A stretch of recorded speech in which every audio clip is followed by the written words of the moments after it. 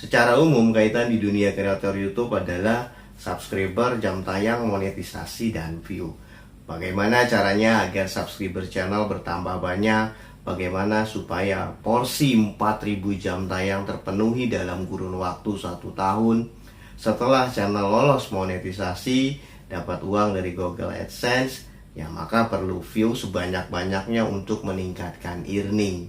Dan kembali lagi, pertambahan jumlah subscriber channel pun dibutuhkan agar viewer langganan tumbuh terus sejalan dengan peningkatan banyaknya penghasilan. Selebihnya, angka subscriber hanya berfungsi sebagai hiasan dinding channel. Tapi, apa jadinya jika fungsi subscriber hanya seperti hiasan dinding channel, sedangkan sebagian kecil sisanya sebagai viewer setia? Wah, kenapa bisa begitu ya? Mau tahu sebabnya? Iya om. Itu karena mereka ngotot untuk program monetisasi channel daripada membangun dan mengembangkan channel dari segi konten. Ya, cara kerja mereka terlalu sibuk warawiri, saling bertukar subscribe, pecicilan kesana kemari untuk promosi konten.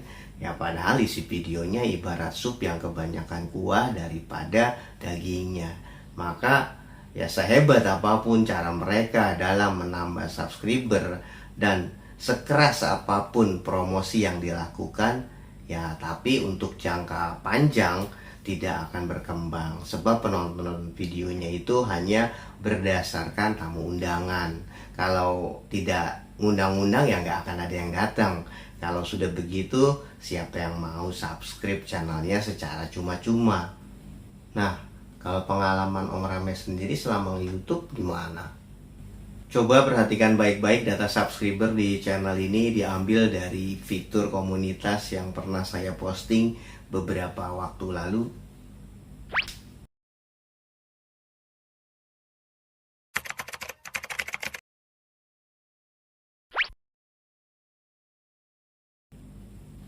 Dalam waktu 9 bulan, channel ini baru bisa mengumpulkan 1.000 subscriber. Dan sebulan kemudian tembus 4.000 jam tayang. Ya, lalu 11 bulan kemudian pertumbuhan subscriber bertambah ya sekitar 7.000-an subscriber. Ya memang sih kalau dibandingkan dengan channel-channel besar yang ada di luar sana, ya angka tersebut belum ada apa-apanya.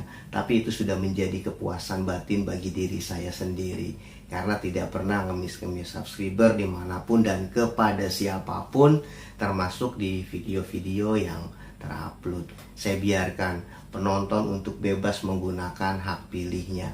Mau subscribe terserah, dan tidak subscribe pun ya saya EGP. Wah, mantap nih, keren kayak omnya.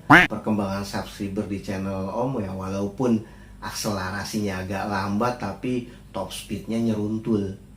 Coba deh Anda perhatikan juga data ini yang pernah saya posting di tempat yang sama.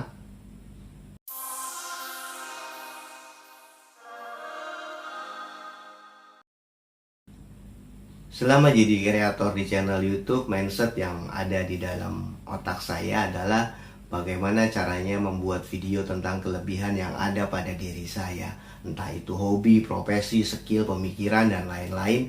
Tapi dapat bermanfaat bagi orang lain dan tentu saja memiliki efek pencarian. Nah, setelah seseorang menemukan konten yang saya buat, kebetulan sesuai dengan yang beliau butuhkan dan dirasakan manfaatnya, kemudian memberi tanda terima kasih dengan menekan tombol subscribe dan share. Lalu terjadi lagi peristiwa serupa pada orang-orang yang melihat share tersebut dan begitu seterusnya terjadi berulang-ulang. Tapi apa jadinya jika kita orang biasa-biasa aja dan bukan siapa-siapa, belum menjadi apa-apa, ya jika video yang diupload cuma kegiatan harian dengan durasi yang sengaja dipanjang-panjangin lewat celoteh, ngalor ngidul gitu ya. Saya kira karena materinya hanya aktivitas dan rutinitas biasa-biasa saja, ya bahkan orang lain pun pernah melakukan kegiatan serupa, ya tentu saja auto mereka abaikan.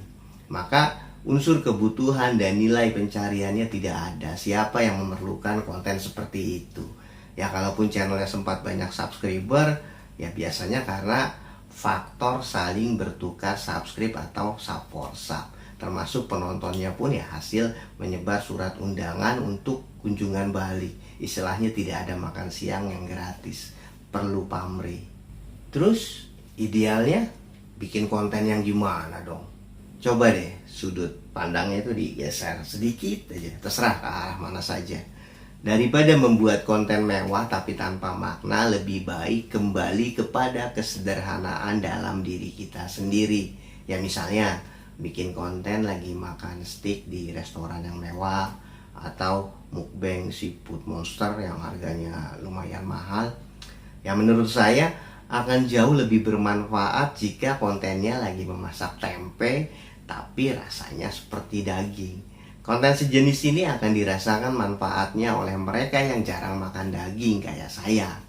Peluang empati pada konten demikian lebih besar. Ya bahkan besar kemungkinan mereka yang pernah menonton video tersebut akan selalu menunggu update konten-konten berikutnya yang tidak kalah brilian. Betul? Kadang-kadang betul om, tapi banyakkan salahnya. Gali terus minat untuk memberikan manfaat dari kelebihan-kelebihan Anda. Buatlah penonton berterima kasih atau happy setelah menyaksikan karya-karya Anda.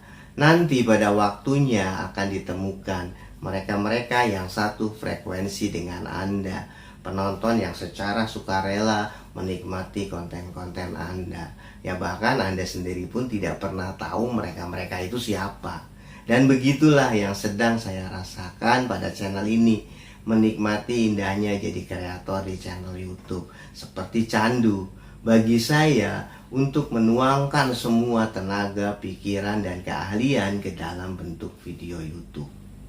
Di luar sana, itu ada banyak sekali alasan kenapa penonton menyukai suatu channel. Entah itu karena materi video yang mereka butuhkan, ya mungkin karena kecakapan kreatornya dalam menyampaikan materi, bisa juga karena visualisasi yang menenteramkan, dapat pula karena bisa membuat happy dan manfaat lain yang memiliki nilai. Ada ciri khas yang dapat berguna bagi orang lain. Ya dan tentu saja berguna juga bagi diri kita sendiri sebagai kreator di YouTube. Merupakan sebuah investasi pemikiran maupun intelektualitas yang nantinya akan panen dolar dari Google AdSense.